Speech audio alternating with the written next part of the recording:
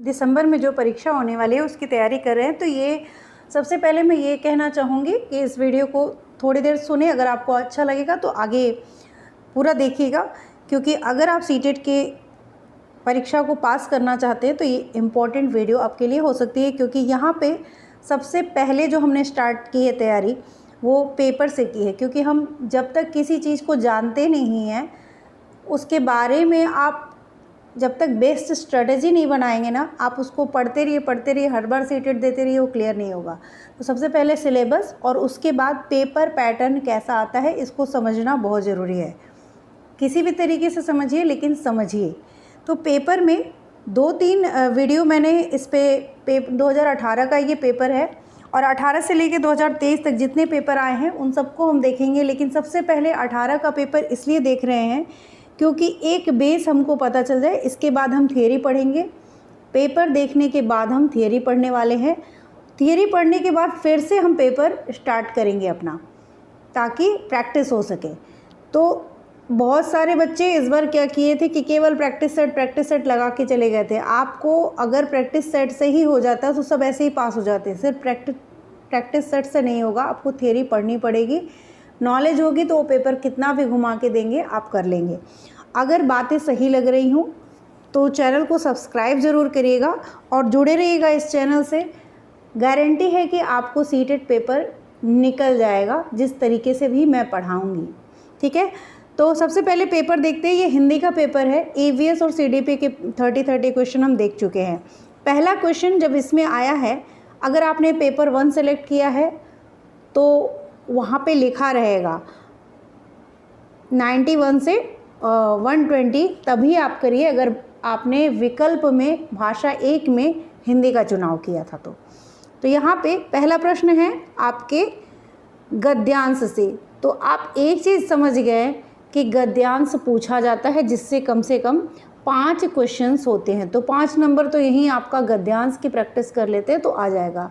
पूर्व चलने की बटोही बाट की पहचान कर ले, है अनिश्चित किस जगह पर सरित गिरी गहर मिलेंगे, है अनिश्चित किस जगह पर बाग वन सुंदर मिलेंगे, किस जगह यात्रा खत्म हो जाएगी यह भी अनिश्चित, है अनिश्चित कब सुमन कब कंटकों के शर मिलेंगे, कौन सहसा छू जाएंगे कि मिलेंगे, कौन सहसा आ पड़े कुछ भी रुकेगा, तू न ऐसी आन कर ले, पूर्व चलने के बटोही बाट की पहचान कर ले।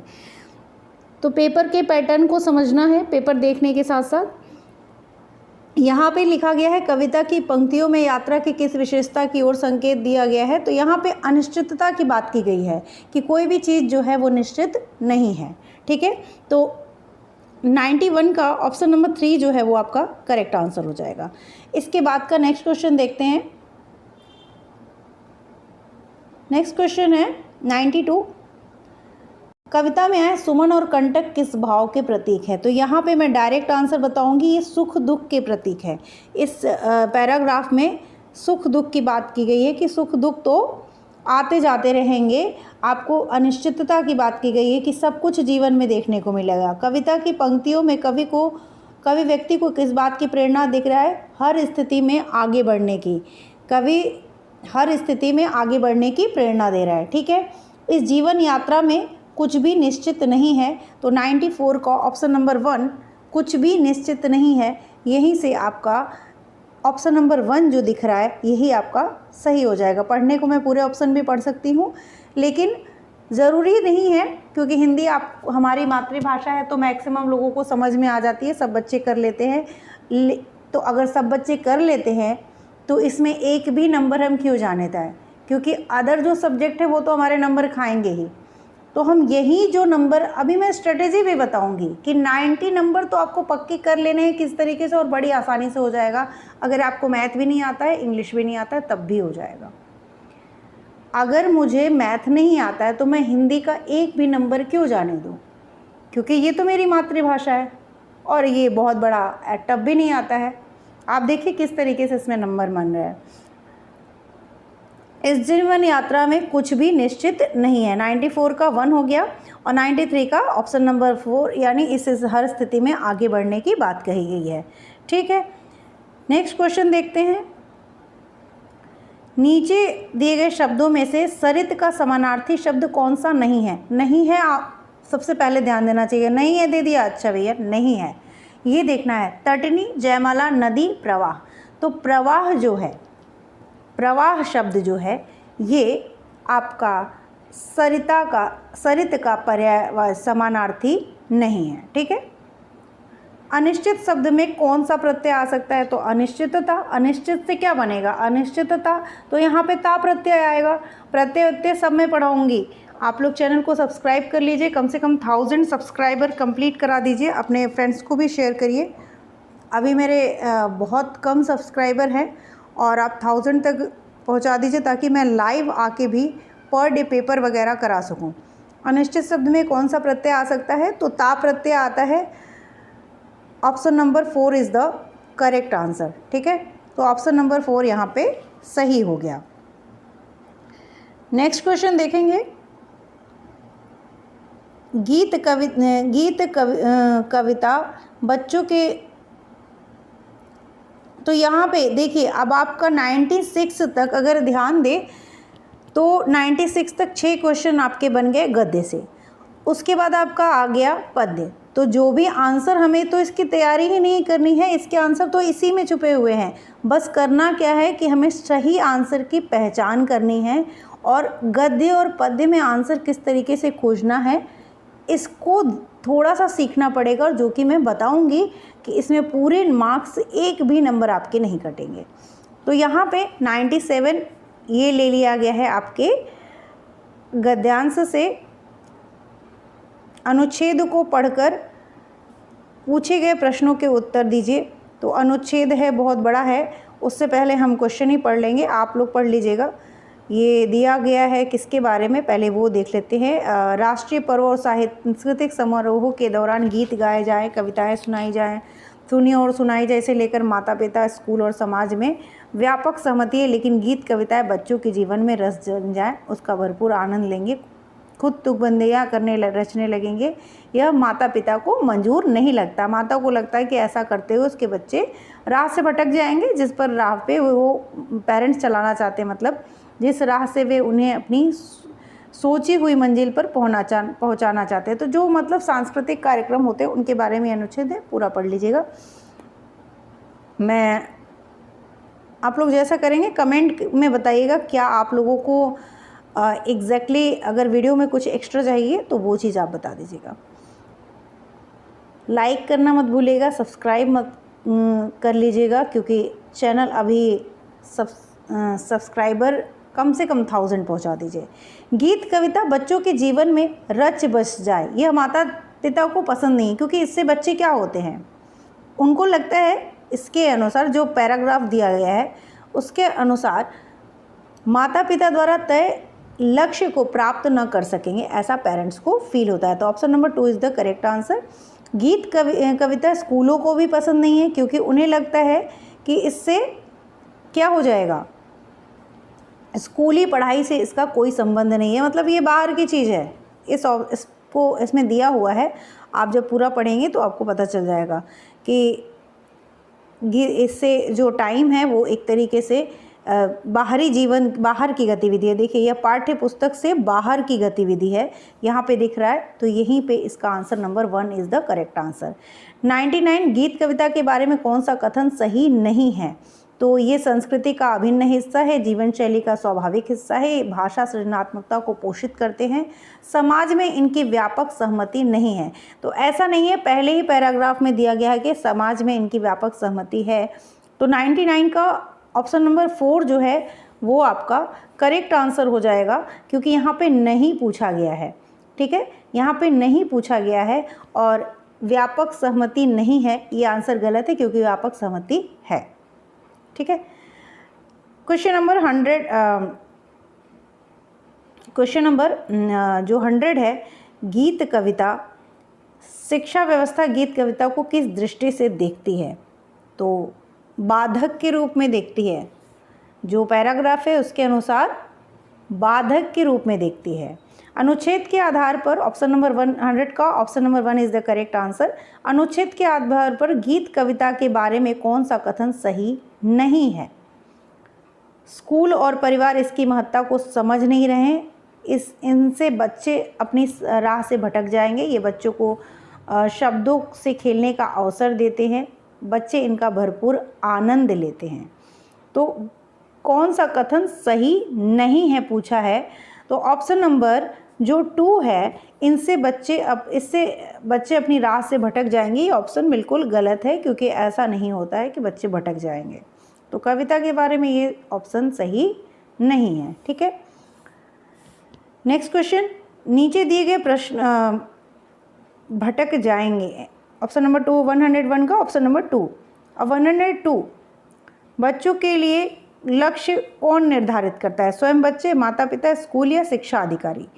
तो हमारे जो पेरेंट्स है यानी माता पिता है वही लक्ष्य निर्धारित करते हैं।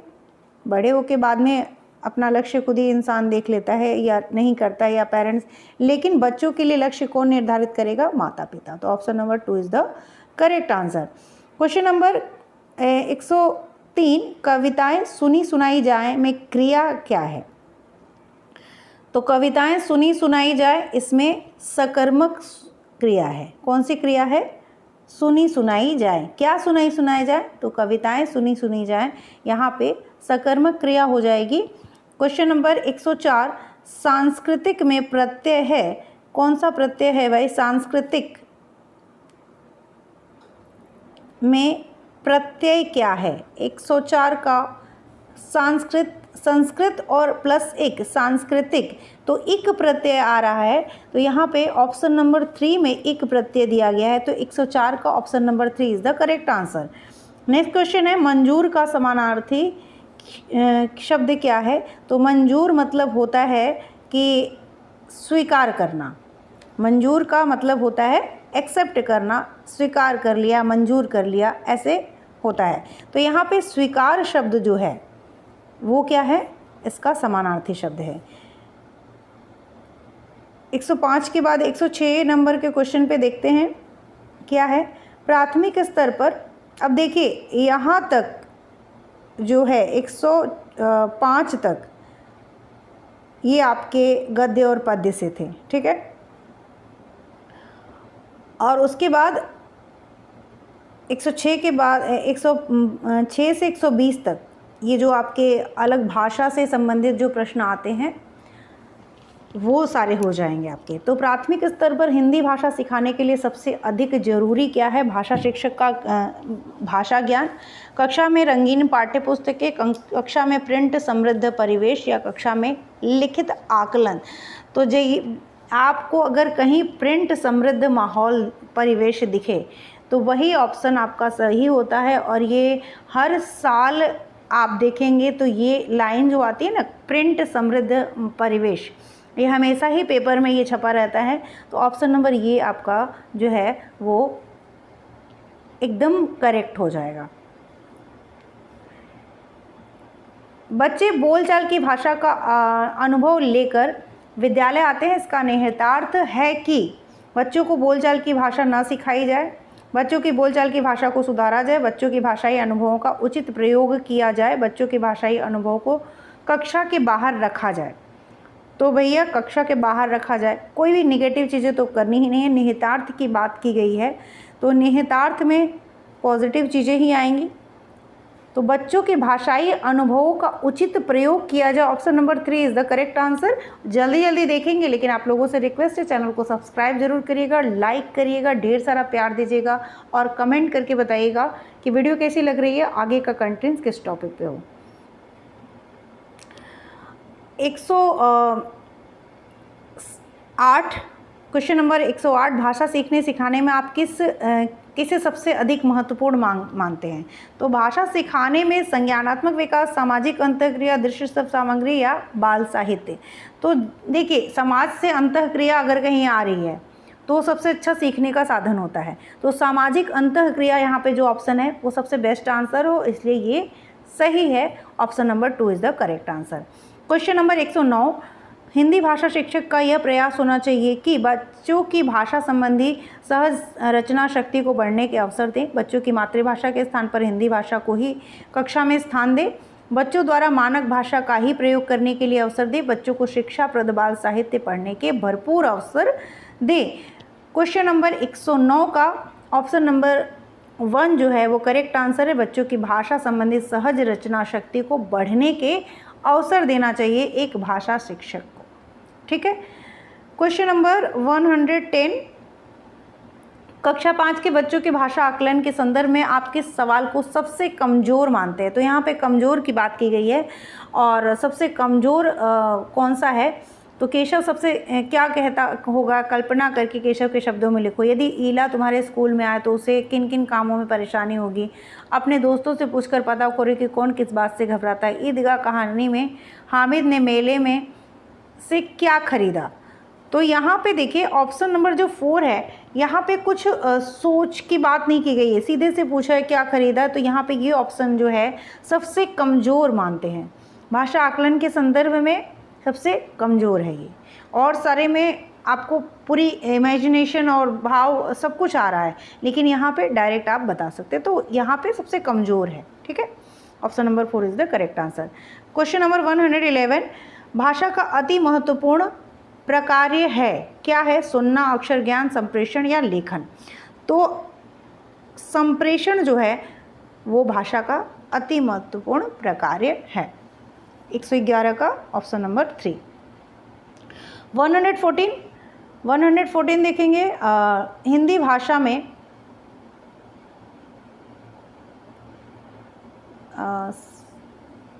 अभी तक मैंने कहा था 111, तो इसके बाद 111 के बाद 112 आना चाहिए। तो 12, सुनने और लिखने की कुशलता का आकलन करने का सबसे अच्छा तरीका क्या है? तो इसमें कविता सुनना और शब्दशः लिखना, कविता सुनकर प्रश्नों के उत्तर लिखना, सुनी गई कहानी को अपने शब्दों में लिखना। जब अपने शब्दों में लिखना, अपनी मतलब एक इंसान फ्री हो जाता है कि हम क्या कह सकते हैं, तो वो सबसे अच्छा तरीका हो सुनी गई कहानी को शब्दशः लिखना। तो यहाँ पे कुशलता का अगर आकलन करना है तो अपने शब्दों में वो कितना अच्छा लिख सकता है, यही मतलब ऑप्शन नंबर 3 जो है वो आपका करेक्ट आंसर हो जाएगा। 112 का ऑप्शन नंबर 3, सुनी गई कहानी को अपने शब्दों में लिखना। ठीक है। सार्थक पढ़ते समय कभी कभी वाक्यों शब्दों की पुनरावृत्ति करता है। यह भाषाई व्यवहार दर्शाता है कि वह पढ़ने में अधिक समय लेता है और अटक कर ही पढ़ सकता है। वह समझ के साथ पढ़ने की कोशिश करता है, उसे लंबे शब्दों को पढ़ने में कठिनाई होती है। तो समझ के साथ पढ़ने की कोशिश करता है, शब्दों की पुनरावृत्ति करता है, कभी कभी करता है वाक्य को। तो क्या कर रहा है? वो समझने की कोशिश कर रहा है। ठीक है, सिर्फ रीडिंग नहीं कर रहा है, वो समझ के साथ पढ़ने की कोशिश कर रहा है। Option number 3 is the correct answer. Hindi भाषा में आकलन का उद्देश्य नहीं है। आकलन का उद्देश्य नहीं है। बच्चे की भाषा प्रगति को अभिभावकों और अन्य शिक्षकों को बताना, भाषा सीखने के संदर्भ में प्रत्येक बच्चे की विशेष आवश्यकता की पहचान करना, भाषा सीखने सिखाने की प्रक्रिया को उन्नत बनाना, बच्चों की भाषागत त्रुटियों की ही पहचान करना। तो यहाँ पे भाषा आकलन का उद्देश्य नहीं है पूछा गया है। बच्चों की भाषागत त्रुटियों की ही पहचान करना। पहली बात तो बच्चों की कमियां निकालना सबसे बुरी बात है, नेगेटिव बात है, और नेगेटिव बात जहां भी होती है वो सही नहीं होती है, और यहाँ पे नहीं पूछा गया है। तो ऑप्शन नंबर 4, बच्चों की भाषागत त्रुटियों की ही पहचान करना, ये आपका यहाँ पे करेक्ट आंसर हो जाएगा। क्वेश्चन नंबर 115, आप लोग अगर अभी तक सब्सक्राइब नहीं किए हो चैनल को तो प्लीज़ सब्सक्राइब कर लीजिएगा, एक लाइक कर दीजिएगा और कमेंट करके भी प्लीज़ बताइएगा कि कैसी लग रही है वीडियो। आपके विचार से प्राथमिक स्तर पर उत्कृष्ट लेखन कार्य का उदाहरण है क्या? 115, छुट्टियां कैसे मनाई, इस विषय पर अनुच्छेद लिखना। मेरे सपनों का भारत विषय पर अनुच्छेद लिखना। पाठ्यपुस्तक के इतर कठिन शब्दों का श्रुत लेखन। किसी आंखों देखी घटना का लिखित वर्णन करना। तो यहाँ पे फिर वही बात, जब आप किसी चीज़ को खुद से लिखते हैं, कुछ अपने अनुभव को, तो उस तरह की चीज़ें जो है ना वो आपके उत्कृष्ट लेखन में आ जाती हैं। तो किसी आंखों देखी घटना का लिखित वर्णन करना, option number 4 is the correct answer question number 115 का। क्वेश्चन नंबर 116 देखते हैं। भाषा सीखने के संदर्भ में कौन सा कथन सही है? आज 30 क्वेश्चन कराएंगे, मतलब 91 से, और 120 तक, और उसके बाद जिन्होंने भाषा सेकंड का चूज़ किया है उसके लिए भी हम देखेंगे। और मैं सबसे लास्ट में बताऊंगी, जब ये सारे वीडियो 18 का पेपर ख़त्म हो जाएगा तो मैं कुछ चीज़ें बताने वाली हूँ कि 90 नंबर कैसे कम से कम 20 एक महीना पढ़ के हम 90 नंबर फिक्स कर ले पहले, जिससे हमको क्वालिफाई करना है, और उसके बाद वो चीज़ें पढ़ेंगे जिससे हमें अपने मार्क्स बढ़ाने हैं। क्योंकि ये क्वालिफाइंग एग्ज़ाम है, सुपर टेट या जो भी वैकेंसी आएगी इसके बाद एक ही बार आएगी, क्योंकि बहुत इंतज़ार हो चुका है और आएगी ही आएगी, चुनाव है, आएगी। तो आपको इसके बाद मौका, जब ये एक बार कोई वैकेंसी आ गई ना, उसके बाद बहुत साल तक इंतज़ार करना पड़ेगा। तो ये सीटेट इतना इम्पॉर्टेंट है, जिनका भी नहीं निकला है और जिनका निकल गया है वो तो सुपर टेट की तैयारी करे। एग्ज़ाम तो वैकेंसी तो आएगी ही, ऐसा तो कुछ नहीं है कि नहीं आएगी, कहीं ने वो नहीं आएगी, KVS आएगा, कुछ भी आएगा।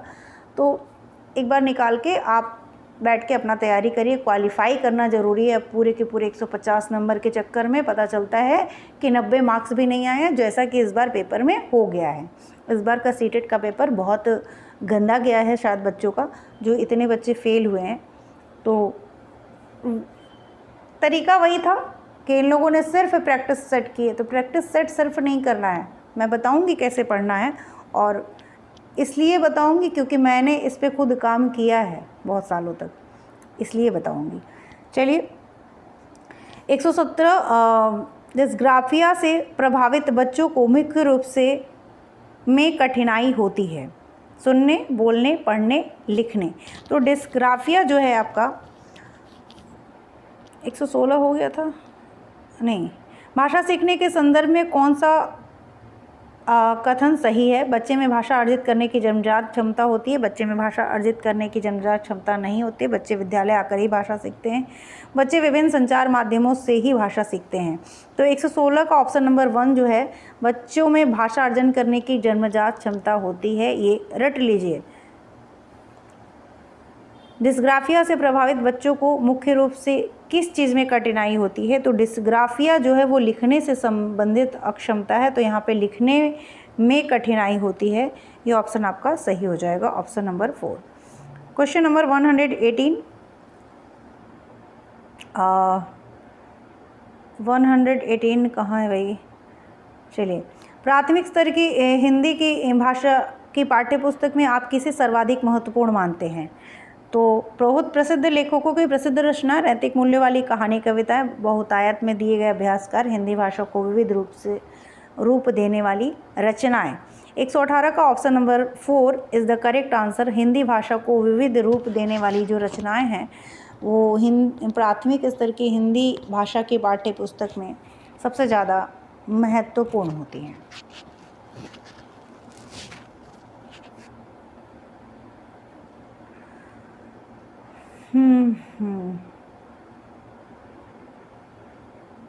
भाषा सीखने के 119 ऑप्शन नंबर 118 का 4 हो गया।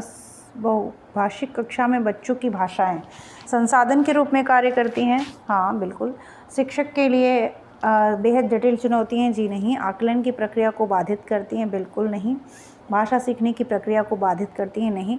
भाषा जो है बहुभाषिक, मल्टीलैंग्वेलिज्म इज़ अ पॉजिटिव थिंग्स, तो ये कभी भी किसी चीज़ को बाधित नहीं करेंगी, ये हमेशा सहायक ही होती हैं। तो ये एक संसाधन के रूप में कार्य करती हैं। Option number 1 is the correct answer, ये आपका हो जाएगा। 120 भाषा सीखने और भाषा अर्जित करने में अंतर का मुख्य आधार क्या है? सीखना और अर्जित करना। भाषा की पाठ्यपुस्तकें, भाषा का लिखित आकलन, भाषा का उपलब्ध परिवेश या भाषा की जटिल संरचनाएं। तो यहाँ पे जो ऑप्शन नंबर 3 है, भाषा का जो परिवेश है, उपलब्ध परिवेश है, वो सीखने और अर्जित करने में भाषा का मुख्य आधार होता है। और यहीं पे मैं वीडियो अपनी समाप्त करती हूँ। 30 क्वेश्चन हिंदी के हो गए। जिन्होंने हिंदी को भाषा लैंग्वेज 2 के रूप में सेलेक्ट किया है उनके लिए नेक्स्ट वीडियो आएगी, और उसके बाद हम लोग मैथ देखेंगे और इंग्लिश देखेंगे। तो जिन्होंने भी अभी तक चैनल को सब्सक्राइब नहीं किया हो, चैनल से जुड़ जाइएगा। मैं अपने तरीके से बेस्ट तैयारी करवाने की कोशिश करूँगी। Thank you.